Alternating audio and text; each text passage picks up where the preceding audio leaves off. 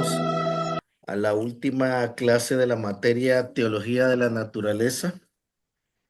Hoy, como les había comentado en semanas anteriores, vamos a tener la participación de un invitado especial para que nos hable sobre siempre este tema relacionado a la teología de la naturaleza y a la ecoteología. Eh, Como les comentaba, aquí tengo una pequeña biografía de nuestro hermano Ever que quiero presentarles. Bueno, entonces no es el Seminario Teológico Maranata en Honduras presenta a continuación una conferencia que tiene por título Una reflexión ecológica de Génesis 1. Va a ser impartida por el pastor Ever Sauceda.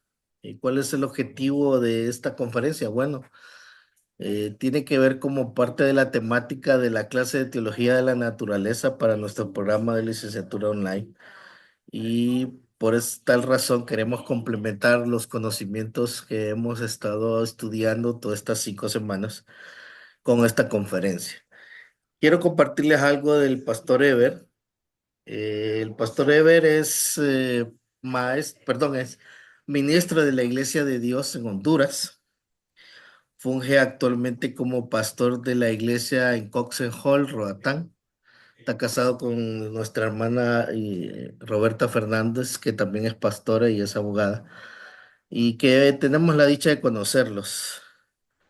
El pastor Ever, pues, tiene una licenciatura en Ministerio Cristiano con enfoque en pastoral urbana del Seminario Bíblico Pentecostal Centroamericano Cevitca, que está en Guatemala. También posee una maestría en pensamiento cristiano de la Universidad Aleph y él disertó su tesis para graduarse de la maestría. Él trabajó este tema que es un diálogo ecoteológico desde una perspectiva pentecostal. El pastor Ever ha servido en la área de educación cristiana de su denominación, enseñando Biblia y teología, y ha sido profesor de Biblia y religión en el Kingdom Biblical Education Center. Creo que este está en Roatán, ¿verdad, Ever? Bueno, el pastor Ever cuenta con 13 años de experiencia en ministerio pastoral y actualmente está estudiando un doctorado en teología, también del Seminario Bíblico Pentecostal Centroamericano en Ciudad de Guatemala. Así que le damos la bienvenida al pastor Ever, que nos va a hablar acerca de este tema de la creación y la naturaleza, basado en el texto de Génesis 1. Es un placer para nosotros, Pastor Ever, tenerlo aquí, que conozca a nuestros estudiantes del programa de licenciatura y le damos la bienvenida. Muy bien, muchas gracias a cada uno. Gracias, estimado amigo y compañero Daniel. Agradezco la invitación de cada uno a este instituto, a este grupo de estudiantes, y pues me honra y me complace poder estar con ustedes. Muchas gracias, agradezco desde ya y espero que este sea un buen tiempo. Trataremos de hacerlo breve, pues preciso y conciso en lo que podamos abordarlo. Así que gracias una vez más, ¿verdad? Estoy para servir en lo que puedan. A todos los que están acá, pues vivo, como dijo ya nuestro compañero, bueno, el profesor, eh, vivo en Roatán, en la isla de Roatán. Soy pastor de la Iglesia de Dios y bueno, es un gusto para mí poder estar con ustedes. Bueno, voy a hablar yo, si quiero mencionarles pues los objetivos que tengo yo. Básicamente son tres objetivos. El primero pues es comprender el concepto. Entiendo que ustedes manejan ya algún concepto, ¿verdad? Pero yo quiero abordar esto, comprender el concepto de la palabra ecotecnología de una perspectiva de la naturaleza. Número dos, déjenme ver aquí, muy bien. Comprender el relato de la creación desde la cosmovisión de la cultura, desde la cultura y la literatura hebrea. Esto es importante porque esto nos va a dar una perspectiva un tanto diferente de lo que muchas veces hemos creído. Y finalmente vamos a hacer un análisis breve de la estructura. del capítulo 1. Esta clase es un poco más enfocada en entender el texto y ver que hay más allá de de un simple relato. Hay mucha profundidad y que se relaciona definitivamente con la naturaleza y con nuestro papel y con nuestra función, mucho más como cristianos, como hijos de Dios. Tenemos un compromiso, tenemos una responsabilidad con nuestro planeta. Así que voy a continuar entonces, muy bien, a modo de introducción,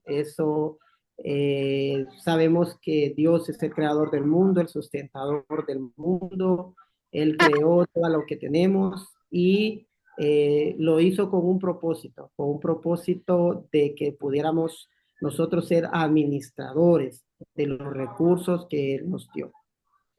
Muy bien, sobre lo de los conceptos.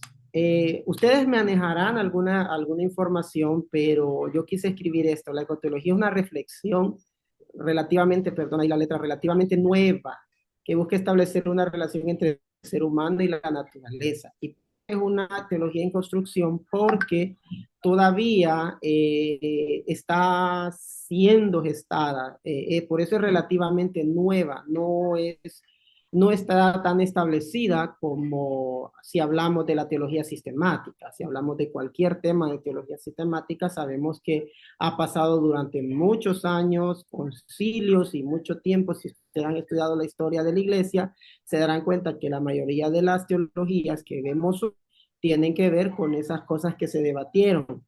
¿Por qué relativamente nueva? Porque debido a la necesidad que tenemos hoy, una realidad, un escenario ecológico que no podemos nosotros ignorar. La palabra teología significa, ustedes lo saben, el estudio de Dios, pero ya en un sentido práctico es una reflexión acerca de un tema o un problema. Eh, Cuando hablamos de reflexión, esa es la palabra para teología. Por eso existen muchas teologías hoy, o muchas reflexiones. Teología de la naturaleza, teología feminista, por ejemplo, que existe una reflexión acerca del feminismo y muchas otras reflexiones que surgen de esta obra. Entonces, por lo tanto, ecoteología es una reflexión acerca de la naturaleza y las implicaciones que ésta contiene. Entonces, eso es básicamente lo conceptual, ¿no? Y esta clase, que bueno que ustedes tienen una clase así, es muy, aunque es una realidad, se ha escrito, sí, pero no se ha condensado como debería, porque es un proceso de construcción, ¿verdad? Todavía no encontramos eh, materiales de teología sistemática donde ya esté como que eso es un tema que se va a estudiar en todas las casas, en todos los seminarios, porque está todavía siendo gestada y es una necesidad, se parte de una necesidad, de una realidad que estamos viviendo. Muy bien. Aquí pongo problema teológico y voy a a mi segundo objetivo. Vamos a comprender lo del origen, porque cuando hablamos del Génesis, hablamos del origen. Pero yo les voy a plantear una pregunta a ustedes y ustedes pues la van a, no les pido que me la respondan, pero que la piensen, ¿verdad? Porque tal vez ahorita solo yo estoy hablando, pero muchas veces cuando nos acercamos a la Biblia encontramos un problema de entender el relato de la creación desde un punto de vista que siempre se nos ha enseñado o hemos visto a las ciencias y la Biblia como dos formas de pensamiento diferentes. La ciencia dice una cosa, la Biblia dice otra, eso es lo que muchas veces se piensa y entonces llega un punto donde quién tiene la razón. Solo para poner un breve ejemplo, la ciencia ha comprobado que la Tierra tiene miles y millones de años de existir, pero venimos y decimos no, pero la Biblia dice que solo son 7 días. Entonces yo cuando he entrado en debate con esto en algunas otras clases, yo les he preguntado qué piensan ustedes y he tenido muchas respuestas. y algunas respuestas por lo general son como desestimando la ciencia, diciendo, no, Dios es poderoso y Dios lo pudo haber hecho así, para Dios es un año de humildad y ese texto, pero no es así. Entonces, por eso quiero que comprendamos, entendamos ¿verdad? Un poco de hermenéutica para entender sobre lo de origen. Muy bien. Y vamos a hablar de la palabra Génesis. La palabra Génesis, que al referirse del Antiguo Testamento significa principio, pero tengo aquí escrito yo, no de una cosmovisión que parte de la nada, sino de algo creado. ¿O qué quiero decir con esto? Eh, Nosotros estamos acostumbrados a una filosofía helénica o una filosofía griega, ¿verdad? Nosotros tenemos esa cultura, esa cultura está muy arraigada en nosotros y muchas veces partimos desde ahí, de lo que hemos aprendido, para poder ver algunos textos del Antiguo Testamento. Entonces, desde la era presocrática, el ser humano ha intentado buscar cómo se originó el mundo y cómo fue que sucedió, cómo fue que Dios creó. Y entonces venimos y buscamos la forma de justificar la Biblia con esta forma de pensamiento y, y han habido muchas teorías, teoría de la explosión, y hay muchas teorías que surgen por querer dar una interpretación del texto.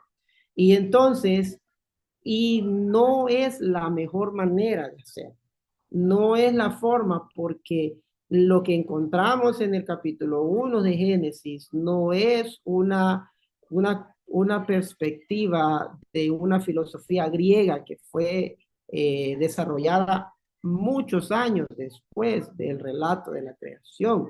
El relato de la creación tiene otra cosmovisión y es muy propio de la forma en que está, como lo tenemos en la Biblia, no es la única, ni tampoco la que parte de ahí, como decir original. O sea, ya existían otros relatos que hablaban acerca de la creación quiero que sepan esto. Realmente en la Biblia hebreo, o en la escritura hebrea, no los primeros, no, la Biblia para los hebreos o la forma de redacción de los hebreos no comenzó con Génesis, realmente comienza con el Éxodo y después del Éxodo y después del Pentateuco viene como a analizar la parte de atrás. Entonces muchas veces pues, nosotros lo vemos desde allí por el orden cronológico, sin embargo hay mucho más de profundidad en eso.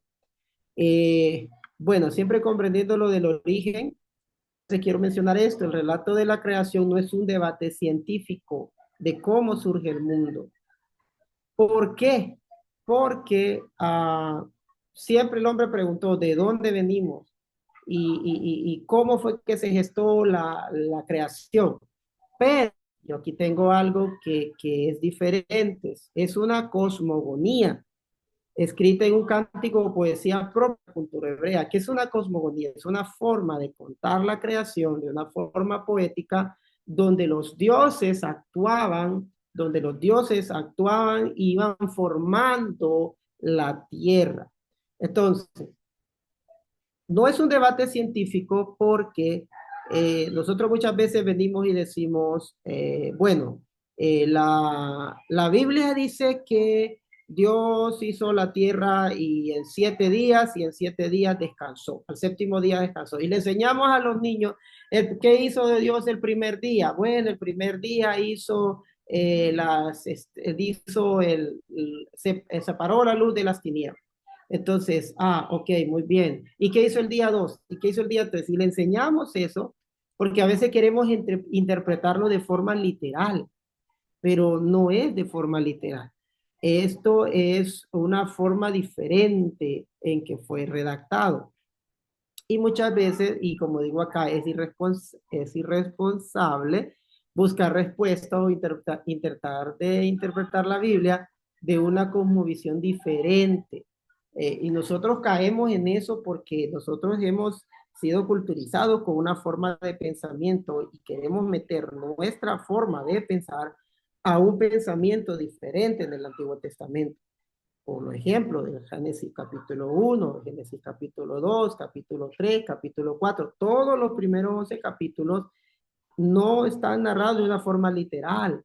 Entonces, cuando vemos una serpiente, no es así que una serpiente habló, es una forma de contar.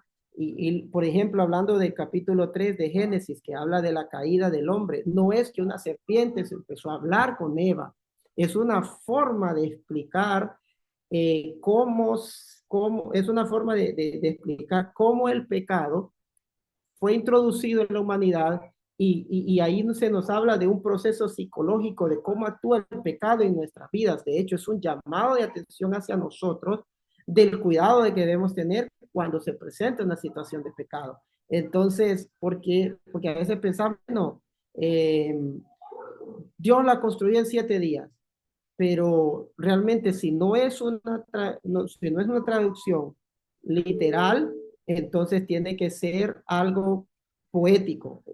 Y usted sabe que la poesía no se puede interpretar de forma literal, sino que tiene su propia forma de ser interpretada. Muy bien, voy rápido y si usted tiene su Biblia, yo le invito a que la busque. Para ahí creo que los estudiantes tienen que tener su Biblia a mano y podamos ver Génesis capítulo 1. No vamos a quizás entrar en tanta profundidad, pero sí vamos a hacer algo breve. Génesis capítulo 1, ya todos lo conocemos. Y para entender Génesis capítulo 1, que volviendo a decir, no es algo que tiene que ver con la literalidad, sino con otra estructura, eh, vamos a analizar que hay dos palabras claves en este capítulo. Primero, la palabra separar y la palabra ordenar. Eso es lo primero que nosotros encontramos. Ok, si vamos a la Biblia y leemos el versículo 1 y el versículo 2 de Génesis, dice, en el principio creó Dios los cielos y la tierra estaba desordenada y vacía, y el Espíritu de Dios se movía sobre la faz de las aguas. Allí nosotros vemos que y entonces hay teorías como, del versículo 1 al versículo 2 de Génesis hay un lapso y hay una teoría del caos. Dios había creado y luego fue la parte de la extinción de los dinosaurios. Solo estoy comentando cosas que se dicen, ¿no? Que vino, es la caída de Satanás y vino a destruir lo que Dios había hecho. Y entonces Dios empezó otra vez a ordenarlo todo. O otras personas dicen que, bueno, en ese momento fue un momento donde existieron los dinosaurios y cayó el meteorito y se destruyó todo, entonces Dios tuvo que volver a repararlo todo. Pero eso lo decimos porque queremos verlo desde una filosofía griega, pero dentro de la filosofía hebrea o dentro del pensamiento hebreo no se está buscando, el escritor no está buscando decir cómo surge la creación, o sea, si fue una explosión, qué fue lo que sucedió, fue la palabra y empezó y apareció todo de un solo, sino que parte del caos. Esa es la clave. Había un caos creado y Dios comenzó con su proceso creacional a ordenarlo todo. Los 7 días o los 7 tiempos no son años, no son periodos, simplemente es una forma, porque para los hebreos el número 7 es un número de perfección. Entonces, es un proceso en el cual Dios está tomando la tierra, permitiendo que naturalmente, bajo su control, todo comience a ponerse en orden. Algunas teorías dicen que primero había mucha agua y luego el agua se fue separando y aparecieron los volcanes. Y en ese momento el hombre no podía vivir, no había vegetación, no había un lugar para que el hombre viviera. Entonces, después de esos miles y millones de años de preparación, donde Dios empezó a trabajar la tierra, a trabajar el planeta, llegó el momento en el cual ya estaba para habitar y entonces allí, cuando ya era perfecto, cuando ya era el lugar perfecto, entonces crea al hombre. Entonces, no parte de la nada, sino que parte del caos, un caos que existe.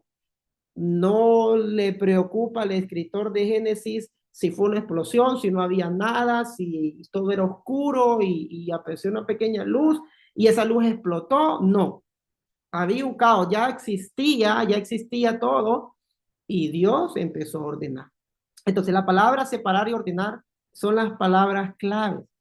Entonces, yo quiero que alguien pueda, no sé, hermano Daniel, pueda alguien que quiera leer ya el versículo número 3 de Génesis. Mm, Ya yo leí el primero y el 2 y vemos que hay un caos, parte un caos, no está buscando una creación de la nada, hay un caos, pero el espíritu estaba ahí y luego comienza el versículo 3. ¿Alguien me puede ayudar?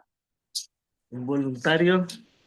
Y dijo Dios, sea la luz, y fue la luz. Versículo 4.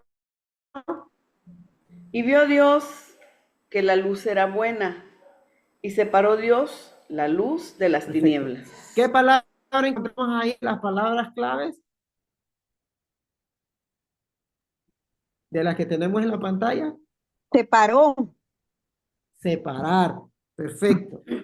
Y si ustedes se fijan, todo en el capítulo 1 hay una repetición de algunos, se le llaman la repetición de vio Dios que era bueno, separó Dios, y fue la tarde y la mañana del día primero, y fue la tarde y la mañana del día segundo, y fue la tarde y la mañana. Entonces, eso me indica a mí que hay una forma de escrito diferente es una forma muy propia de la cultura, se llaman estribillos. Esto se mira mucho en los salmos también. Entonces, vamos a ver una lámina a continuación donde se nos va a ver más claro y vamos a ver la estructura del Génesis 1. Miren bien, y yo quiero que le pongan mucha atención a este triángulo porque realmente lo que tenemos aquí es una forma piramidal donde la creación parte, en la parte de abajo, del caos y gradualmente van pasando cosas hasta llegar a una perfección. Y mire qué interesante, porque esta es una relación que hay de textos. Entonces, en el versículo, de los versículos 3 al 5, se nos habla que se separa la luz de las tinieblas, ¿sí? Luego, alguien que me lea, vamos a hacer esto. Uno me va a leer, ya me leyeron, o la misma persona que leyó va a leer versículo 3 al 5, otra persona va a leer versículo 6 al 8 y otra persona va a leer el 9 al 3. Ahí vamos a parar un ratito para explicarles algo. La hermana que los primeros versículos me puede ayudar otra vez? Génesis 3, Versículos 3, 4 y 5. versículos 3, 4 y 5, sí. Y dijo Dios, sea la luz, y fue la luz. Y vio Dios que la luz era buena, y separó Dios la luz de las tinieblas. Y llamó Dios a la luz día, y a las tinieblas llamó noche. Y fue la tarde y la mañana un día. Muy bien. ¿Qué es lo que le enseñamos muchas veces nosotros? Hermana, si usted quiere dejar el micrófono ahí, le voy a preguntar a usted. Disculpe, hermana, realmente no estoy viendo quién es, no es personal, no lo conozco. Pero ¿qué es lo que le hemos enseñado muchas veces a los niños? ¿Qué hizo Dios el primer día? ¿Qué es lo que le enseñamos a los niños? Bueno, que Dios creó la luz. Ajá, la luz. Y cuando hablamos de luz, ¿con qué lo relacionamos? Con el día. El día, la noche. ¿Y qué hay en el día? Luz y en la noche tinieblas. Ajá, pero en el día está el sol y en la noche está la luna, ¿verdad? La luna. Muchas veces vamos ahí, bueno, miren, Dios separó la luz de las tinieblas. Perfecto. Entonces, lo primero que vemos es una separación de la luz con las tinieblas. Ahora, el versículo 6 al 8. Alguien que quiera leer el versículo 6 al 8. Luego dijo Dios, haya expansión en medio de las aguas y separe las aguas de las aguas. E hizo Dios la expansión y separó las aguas que estaban debajo de la expansión de las aguas que estaban sobre la expansión. Y fue así. Y llamó Dios expansión cielos, y fue la tarde y la mañana el día segundo. Muy bien, se fijan que encontramos otra vez la fase y fue la tarde y la mañana. Entonces, ya nos va diciendo, ya vamos quitando la idea de que esto es algo literal. Paró Dios, hermano, que leyó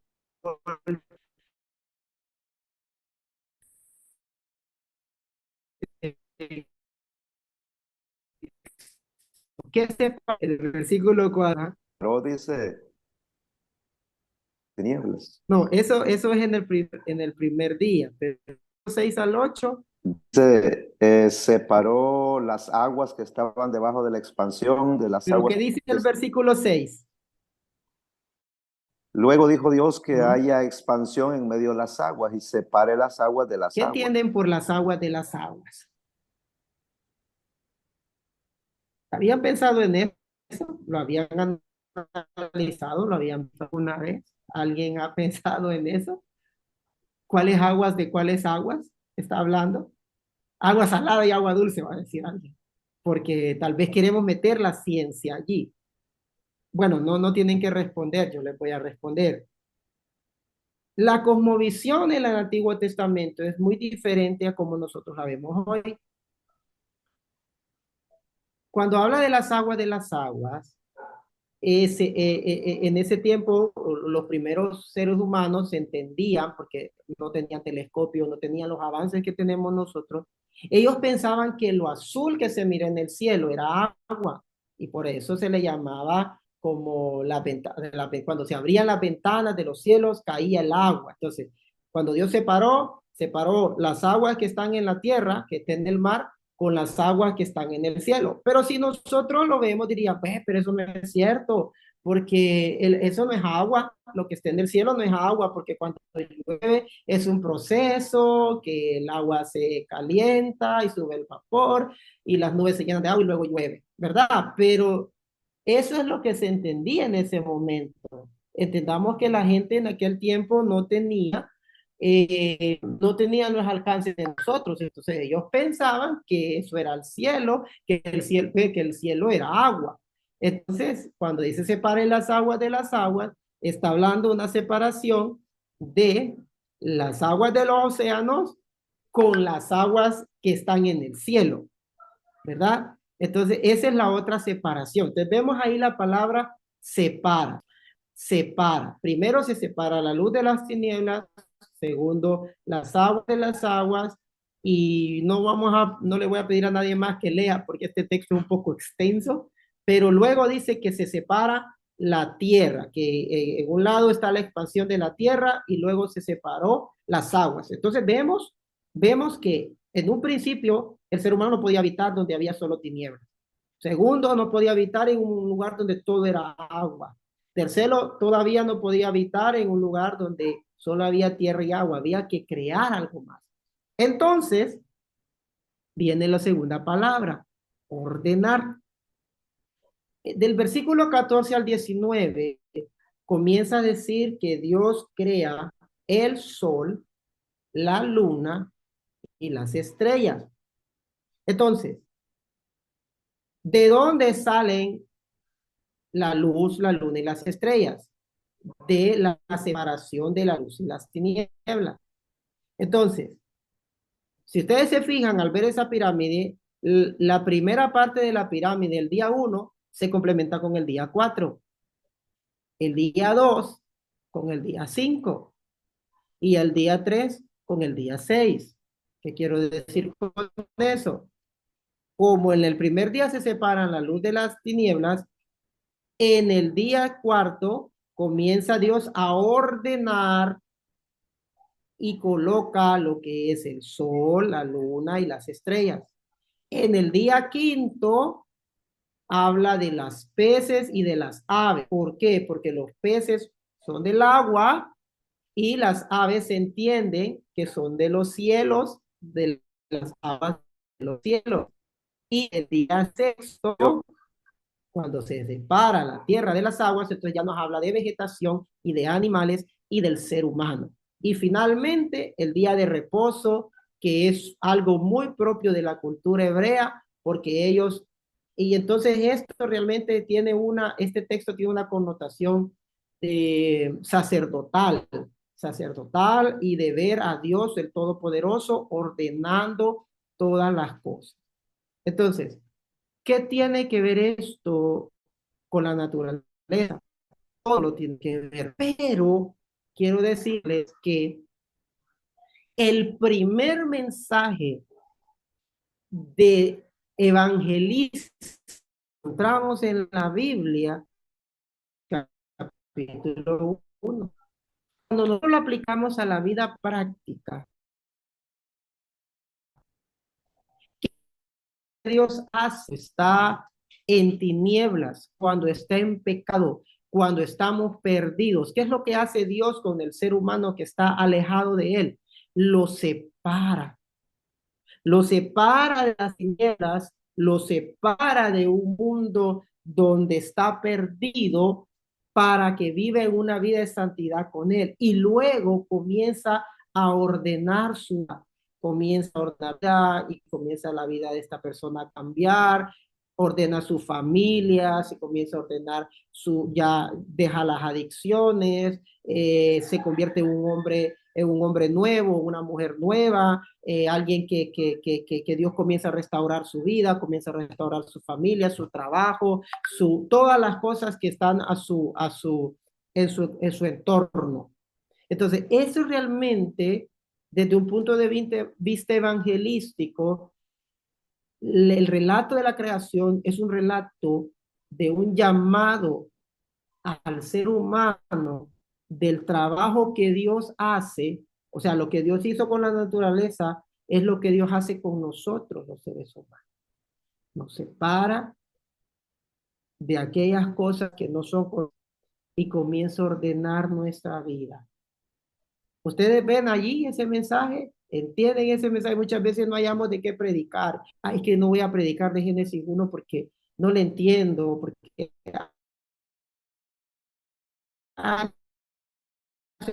para niños va más allá. De hecho, creo que perdón si alguno de ustedes había comenzado con niños. Vamos a ver, niños, ¿qué Dios hizo el día 1? ¿Qué hizo el día 2?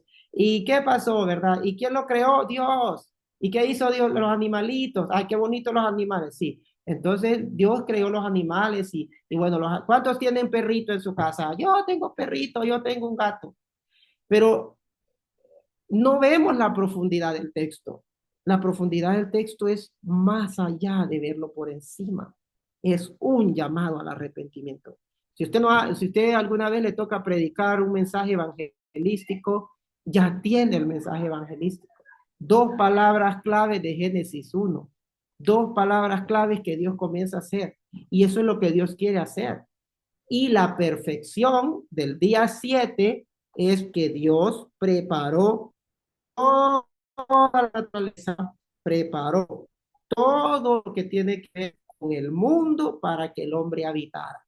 Ahora, cuando crea al hombre, hay una diferencia, porque al hombre lo crea a su imagen y su semejanza, es decir, que lo crea con atributos, con raciocinio, con pensamiento que es diferente a los animales.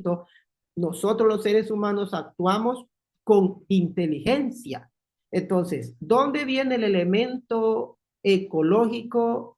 Aunque está impregnado en todo, pero ¿dónde viene la responsabilidad del hombre? Entonces, si ustedes tienen todavía ahí su capítulo 1 del capítulo 1 de Génesis, Dios cuando crea al hombre y lo hace a su imagen y semejanza, y los bendijo, dice el versículo 28, los bendijo Dios y les dijo, fructifiquen la tierra, multiplíquense, fructifiquen, multiplíquense, llenen la tierra, sojuzgarla y señorear sobre los peces, y le dio autoridad sobre los animales. Y también el 29 le dice, les he dado de toda planta para que puedan comer y de toda bestia. Y entonces en el versículo 28 encontramos la clave de lo que Dios dice. Dios manda al ser humano que él sea un administrador de los recursos que puso en su mano. No manda a destruir la humanidad, no manda a destruir los animales, no manda a destruir, le dice que ahí están los árboles para que pueda comer de ellos, que están los animales para que pueda comer de ellos, pero siempre está el elemento del cuidado, de una administración, de una protección de la que, porque dice todo lo que Dios hizo, cada vez que hacía algo, ¿qué dice la Biblia? Que Dios vio que era bueno. Y si era bueno, porque el ser humano ha destruido aquello que es bueno, que Dios lo hizo bueno. Y eso incluye al mismo ser humano. Muchas veces nosotros entramos en controversia, hay mucho asesinato, mucha matanza, personas contra otras. Puede ser un asesinato y no necesariamente desde un punto de vista asesinar físicamente, sino con nuestras acciones, con nuestras palabras. Entonces, realmente Génesis capítulo 1 tiene algo más profundo que enseñar. Muy bien. Entonces, ¿cuál sería el propósito de la creación una vez viendo esta estructura? Bueno, Dios vio que todo era bueno. Sí, vio Dios que todo era bueno, todo lo que creó bueno. Y si lo que Dios creó es bueno, ¿cuál debe ser nuestra actitud hacia eso? También Dios nos creó a su imagen y semejanza, es decir, que nos creó con la capacidad de razonar, con la capacidad de tener y nos dio atributos propios de Él para que nosotros los manifestáramos. Somos imagen de Dios, ustedes imagen de Dios. Lo que Dios creó también es parte de su mano, de su creación.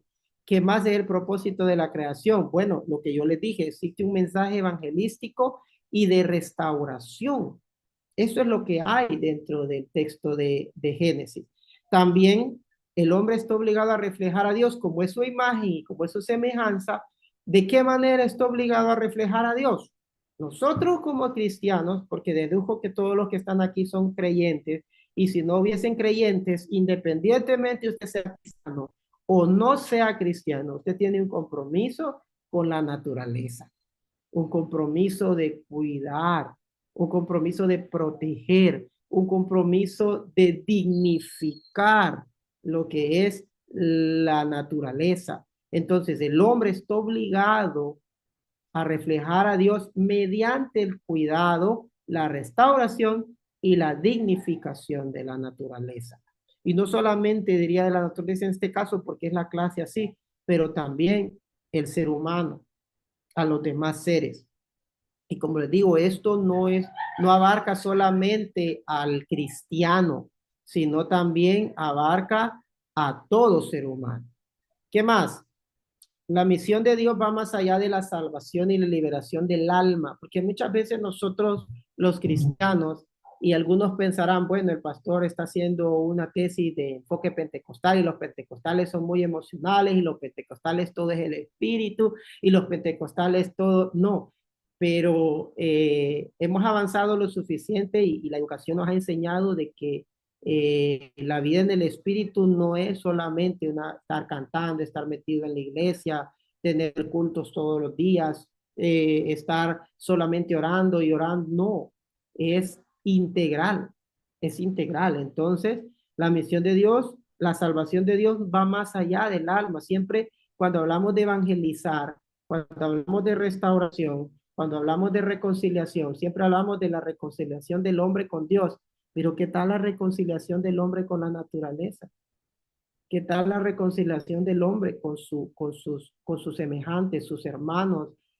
De hecho, la palabra Adán significa tierra o Adama significa tierra y dice la Biblia que somos tierra. O sea, En otras palabras, es una forma poética de decir que la tierra es nuestra hermana. Por algo le decimos la madre tierra, la tierra, los animales son nuestros prójimos. Entonces estamos obligados a cuidar nuestros prójimos. Entonces, el Evangelio es una reconciliación integral.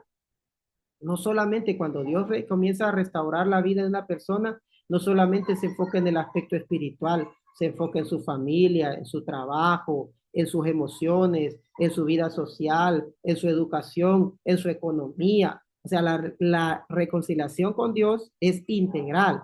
Entonces, es decir, el hombre con Dios y con sus semejantes, y esto incluye lo que es la naturaleza.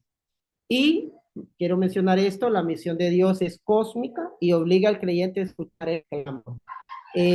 Cuando hablamos al principio de teología o ecoteología, estas reflexiones, la ecoteología es como uno de los nuevos pensamientos que han surgido, al igual que, por ejemplo, la teología de la liberación, la teología del desprendido, teología negra o teología indígena, teología feminista o hacia la mujer. ¿Por qué estas teologías? ¿Por qué parten estas teologías? ¿Por qué parten estas reflexiones? ¿Por qué una reflexión de la liberación? ¿Por qué una reflexión de la ecología? ¿Por qué una reflexión de la raza afroamericana o afrodescendiente?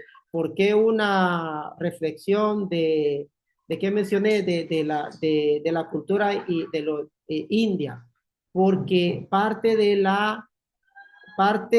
la opresión. Entonces, la naturaleza tiene su propio lenguaje de expresar que se siente oprimida.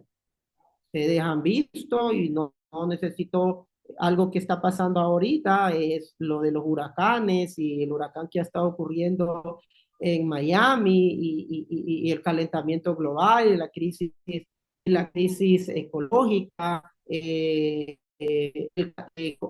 Hay lugares donde es insoportable vivir. Entonces, ¿qué es lo que está pasando? ¿Qué es lo que está sucediendo? Está sucediendo que esa es la forma en el cual es de la forma en la cual la naturaleza tiene su propia forma de expresar su opresión y nosotros tenemos que escuchar. Muy bien.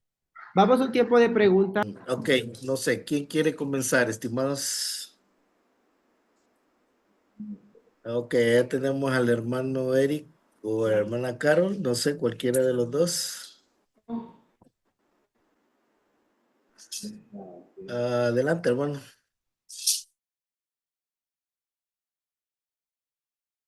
Al pasaje de las aguas y de separar las aguas de las aguas, leía yo que también tiene que ver con el hecho de sacar tierra firme. ¿Qué tanto maneja usted esa tesis o esa teoría? Gracias. Eh, eh, bueno, como les digo, ¿verdad? Realmente lo que estamos viendo en el Génesis 1 es un relato escrito de una forma poética, podemos decir, entendiendo que la poesía hebrea es muy diferente a nuestra. Lo que estoy pensando simplemente es el trabajo que Dios está haciendo. Pero no se trata de buscar como teorías científicas, porque no es un debate científico. Eso es importante que manejemos. No es un debate científico de cómo fue que eso sucedió. Es un relato que simplemente habla de la soberanía de Dios y está explicando la forma en cómo Dios fue tomando, cómo Dios fue creando esto. Pero ya cuando queremos meter un elemento que tiene que ver con las ciencias, con los avances científicos, entonces ahí es donde podemos chocar porque no, simplemente el texto dice aguas de aguas, hablando de que ellos entendían que las aguas del océano y que el cielo era agua. Eso es, el cielo es agua y por eso cuando vino el diluvio, ellos consideraban que fue que se vino esa agua, o sea, toda esa agua estaba en el cielo, ¿verdad? Incluso las culturas paganas, el hombre primitivo pensaba eso, que el cielo era, que vemos es agua. Entonces, tal vez no, como si uno quiere buscar una interpretación, va a chocar con eso, porque realmente no es eso lo que está buscando el lector. El escritor solamente está buscando comprender la soberanía de Dios y cómo Dios fue preparando el mundo para que el hombre lo pudiera vivir.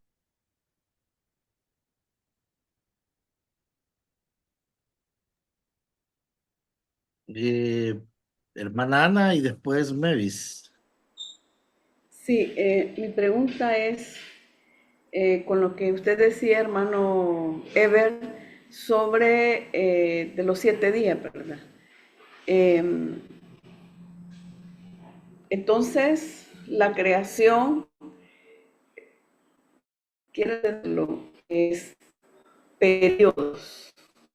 Esos 7 días son como periodos, hermano Weber. Ok. Eh, es interesante porque como siempre hemos pensado que son siete días Sí, literales, como la semana, no, es una forma de decir, en la literatura hebrea tiene su forma de explicar los símbolos. Los números son parte de la escritura, el 7, el 40, el 3. Incluso hay algunos hasta libros hay gente que se estudia numerología de la Biblia, entender lo de los números, pero no son los números los que nos tienen que sí, preocupar. no, claro. Cuando yo les preguntaba, ¿quién tiene la razón? ¿La ciencia o la Biblia? Entonces, yo he encontrado respuestas donde dicen, no, es que yo digo que la Biblia, y fue 7 días, porque Dios es poderoso para hacerlo. Sí, Dios es poderoso para hacerlo, pero Dios también no va a ir contra la naturaleza. Dios, estamos hablando de la naturaleza.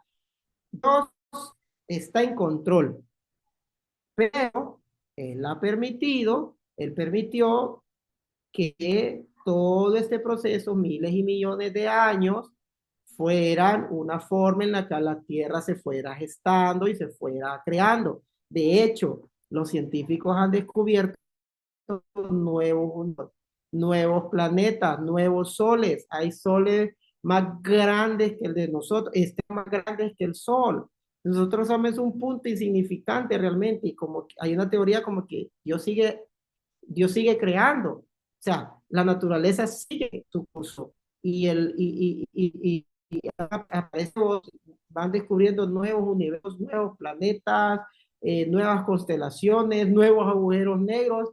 Entonces, quiere decir que si podemos comprenderlo así, si podríamos decir, no se trata de periodos de días, es una forma de expresar que Dios fue todo creándolo hasta llegar a una perfección, porque el 7 es como el número perfecto. Entonces, al séptimo día es como la perfección. Pero entonces, ¿quién tiene la razón? ¿La Biblia o la ciencia? Los dos.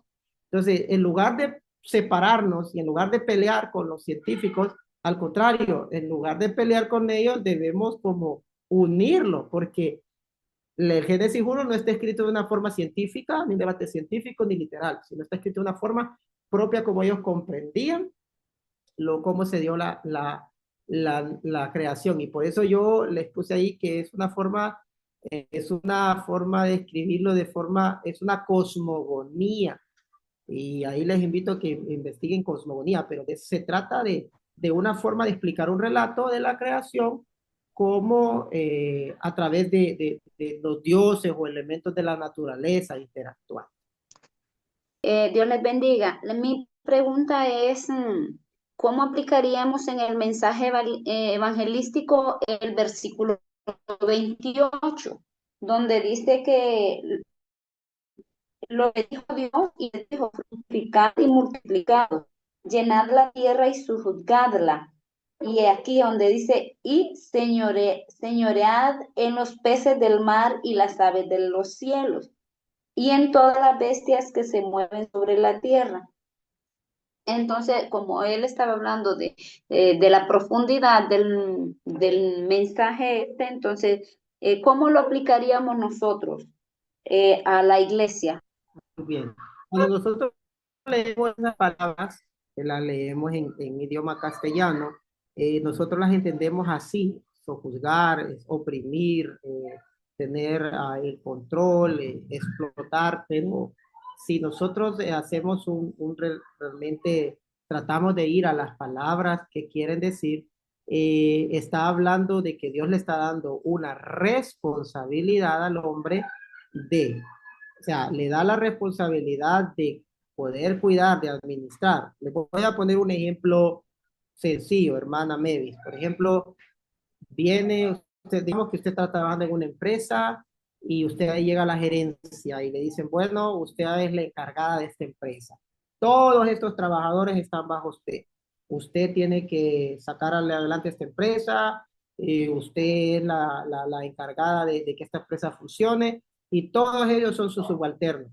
Entonces, usted, ¿qué es lo que se le está dando? Una responsabilidad sobre un grupo de personas.